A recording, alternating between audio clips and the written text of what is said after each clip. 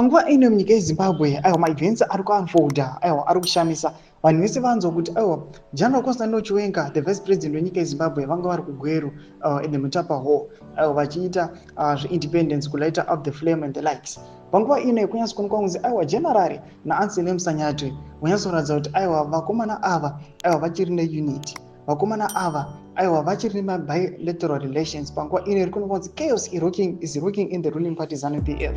Sanapinda mashoko anobudanyirwa panapa, tonomba subscribe like on the bell. Kuna pictures tendera pa social media amukuona General Anselm Sanyatwe variko ku the independence celebrations. Panapa mukunugwa anobudanyirwa kuti achiti Honorable Minister of Sports Anselm Sanyatwe and Amai Sanyatwe are in Mutapa for the independence torch flame lighting ceremony, graced by the VP.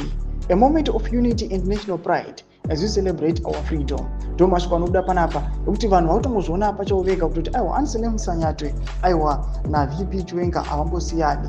Kuva present kwaashowa as the minister of sport panguva iyi patoona kuti they are commemorating independence inoratidza unity munyika yeZimbabwe kuti takakwanisa kuwana rusununguko rwedu. Panapa tichiona Anselm Sanyatwe na VP Sanyatwe Chiwenga vanoonekwa kunzi the ruling party panguva ino. These are the guys who are on spotlight.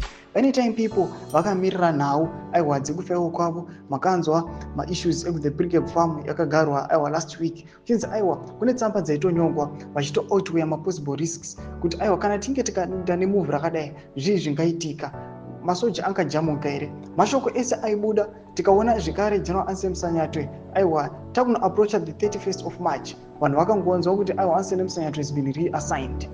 All these events tichizoona General Anselm Sanyatwe vasingazosiyani naGeneral Sanyatwe Chiwenga panguva ine, zvinozoratidza kuti these guys vachiri neukama nokukwirana pakati pavo. Tudze mafungiro enyu moti kudii pamusoro pechitiko ichi. Kuna comment section medu, subscribe or like, turn on the bell icon.